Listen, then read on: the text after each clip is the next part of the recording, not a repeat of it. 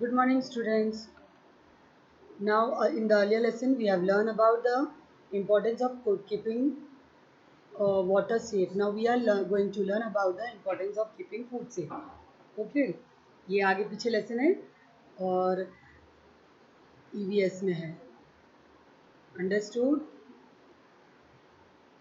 See here. Now, in standard 1, we have learned the cleanliness of our body, food, cereals, pulses, vegetable, fruits, oil, ghee, milk, etc., and care concerning the food. Our clothes, that is clothes according to the season, and care of our body.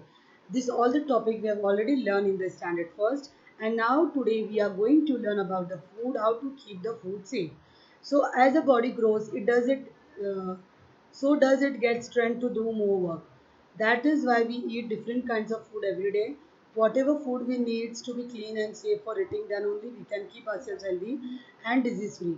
So care should be taken not to take polluted food.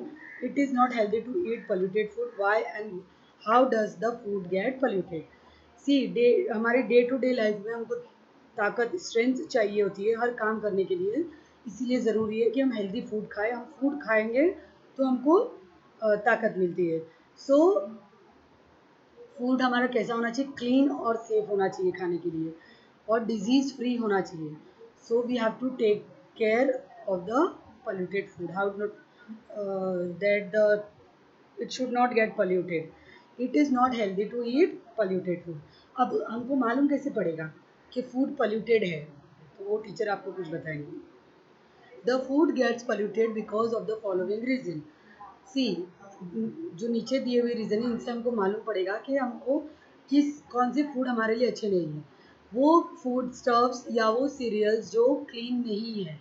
जिसे आपने देखा होगा कि जब mummy दाल बनाती है या rice बनाती है घर में, मम्मी उसको पहले वॉश करती है.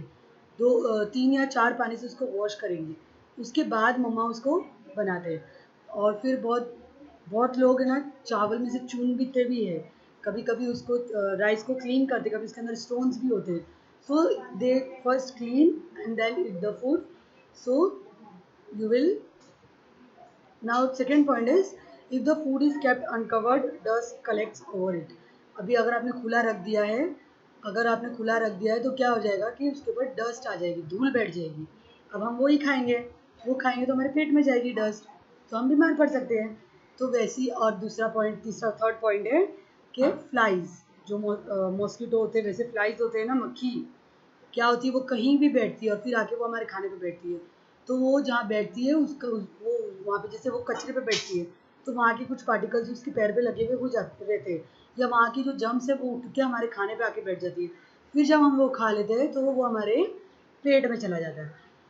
और ये हमारी जो बीमारी है हमको बीमारी पैदा करता है. डिजीज़ फ्री फूड नहीं है, ये हमको बीमार कर देगा. And the fourth point is if the food has become stale, मतलब वो खराब हो गया. If the plates and spoon use are not clean, like मम्मा उसको वॉश करके रख दिए मम्मी ने टेबल पे. अभी आप क्या बोलोगे, ये तो ठीक है, मैं इसी में डायरेक्ट खाना निकालूंगा और खाऊंगा. बट यू नेवर नो कि जब अब वो अकेला था, वो उस पर पड़ा हुआ था, तो पता नहीं उसके ऊपर कॉकरोच चल के चला गया है या फ्लाइज आके बैठ गई है या घर में लीजर्ड भी होती है तो लीजर्ड है उसके ऊपर. तो इसके लिए हमको जो प्लेट्स या स्पून यूज़ करने हैं उसको अच्छे से धो के यूज़ करना है. If the food is handed with the dirty hands, अब हाथ आपके गंदे, आपने यहाँ वहाँ खेले कूदे और आप जब जाके देख रहे हो तो किचन में केक रखा हुआ है, आपने तुरंत एक केक उठाया और खा लिया, तो वो क्या हो जाएगा? गंदे हाथ से खाने के लिए खराब हो जाएगा. If the place where the food is kept is dirty, अब क्या हो गया है कि मम्मा जो प्लेट में रख रहे वही डर्टी है और उसके ऊपर से फूड रखे जा रहे. मम्मा ऐसा करती है? नहीं करती है. बट टीचर एक एग्जांपल दे रहे हैं कि अगर ऐसा करोगे, गंदी प्लेट में या गंदे बोल में खाना रखोगे तो खाना वो डिजीज़ फ्री नहीं रहेगा, वो खराब हो जाएगा. If polluted food is eaten, disease like food poisoning, dysentery, vomiting, typhoid, etc. occur. In order to avoid this disease, the food should be handled safely. Handling foodstuff before safely before cooking it. Okay. See, as soon as we bring cereals, food materials, vegetables, and fruits from the market, we have to make proper arrangement to keep them. Use the following methods to keep them safe.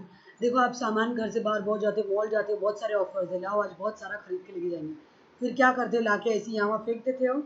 देखा है अपने mummy को कि मम्मा ने बहुत सारा rice लिया और यहाँ वहाँ रख दिया है, या पल्सेस लाई है तो यहाँ वहाँ रख दिया है। नहीं, हम क्या करते हैं, उसको प्रॉपर जगह पे रखते हैं। अगर नहीं रखते हैं कोई, तो रखना है ताकि वो फूड खराब ना हो। C winnowing cereals and pulses like rice, wheat, jawar, bajra, green peas, moong are taken in a shifting pan and winnowed. Such material like grass, sticks and husk are separated from it.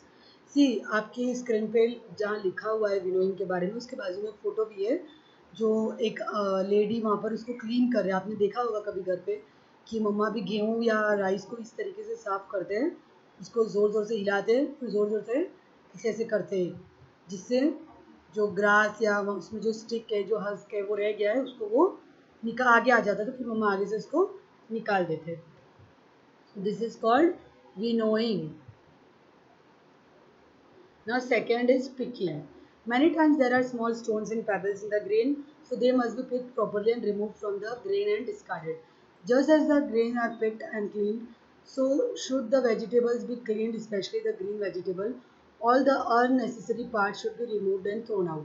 सी बहुत बार ऐसा होता है कि चावल में या आटे में, गेहूँ में कुछ पत्थर आ जाते हैं, दाल में, पल्सेस में, तो वो निकालना पड़ता है। तो हम इजीली हम हाथ से निकाल के उसको फेंक सकते हैं, तो हमको उसको क्लीन करना पड़ता है। या फिर कोई वेजिटेबल्स है जिसको हमको क्लीन करके खाते हैं, हम ऐसे डायरेक्ट ला के नहीं खा लेते। स्पेशली ग्रीन वेजिटेबल्स में ऐसा होता है, जो अननेसेसरी पार्ट है वो रिमूव कर दिए जाते हैं। तो this method is called as picking. Now the third one is sieving. Sieving means, देखो आपको वहाँ पे दिखा रहा है, जो आपने अपने घर पे देखा होगा, जो आटा छानते हैं या बेसन को छाना जाता है, उसकी एक अलग एक what it is called, that आटा छानने वाला छन्नी जैसा होता है।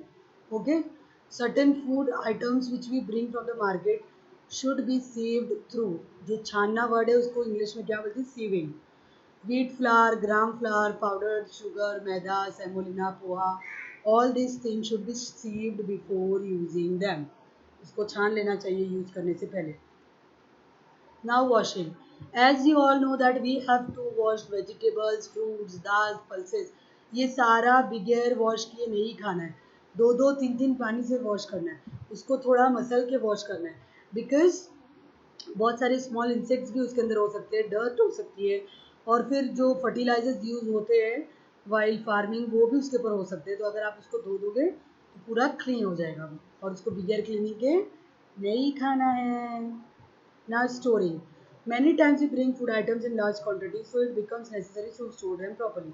Sometimes dals and cereals appear a little moist. They should be exposed to the sun and dried so that they do not get any fungus.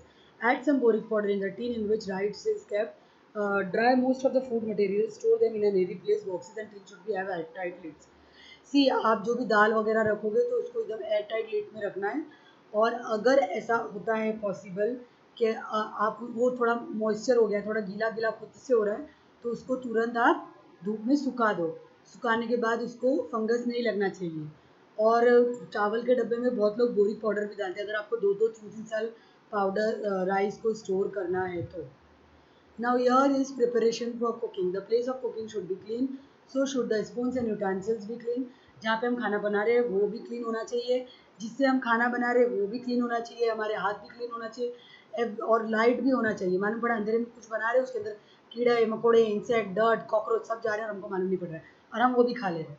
ये हो handling cooked food safely। Care should be taken to keep the cooked food in a proper place। ठीक है, आपको utensils clean use करना है उसके लिए, first of all. Then you have to cover, खाना पकाने का तो उसको कवर रखना है हमेशा।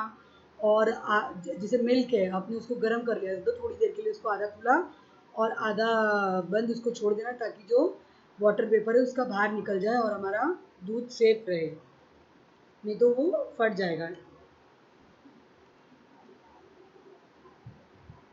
सी keep the food in a clean place. और फिर जहाँ भी आप खाना रखोगे वो फ्रिज, वो चीज़ एकदम क्लीन होना चाहिए, और एकदम सनलाइट के सामने भी नहीं आनी चाहिए, और लाइट भी होना चाहिए।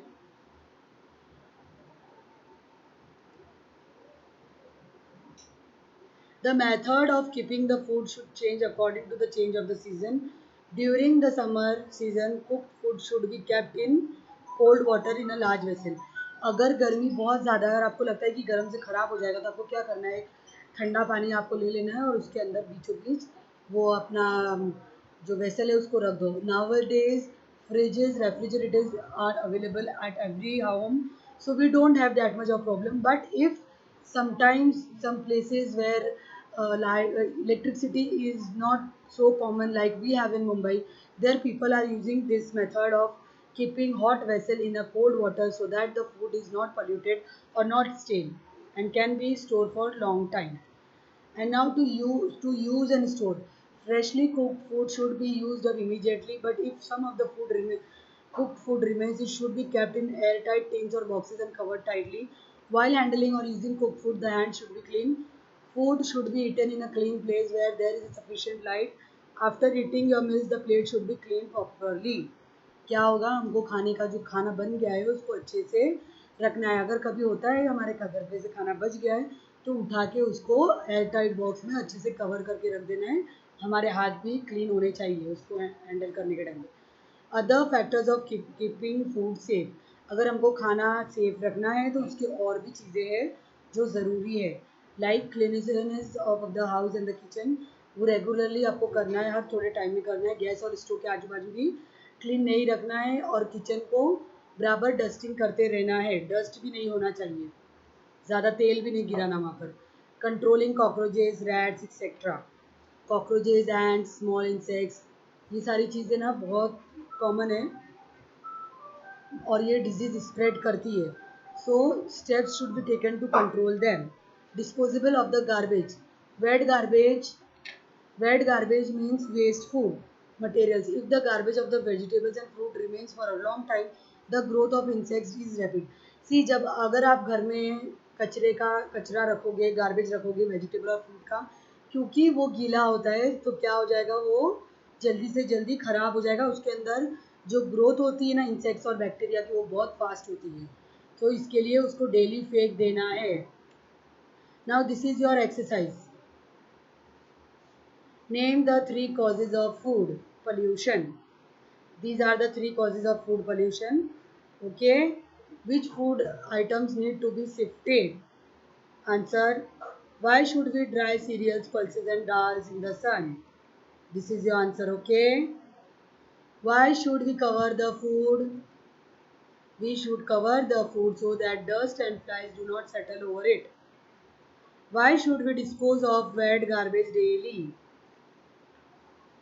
This is your answer. Okay. You have to write. You have to learn. These are your dictation words.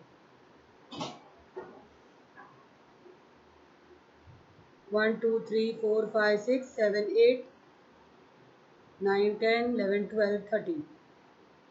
Okay. Now you have to write all the dictation words and exercise in your EVS notebook. Bye bye.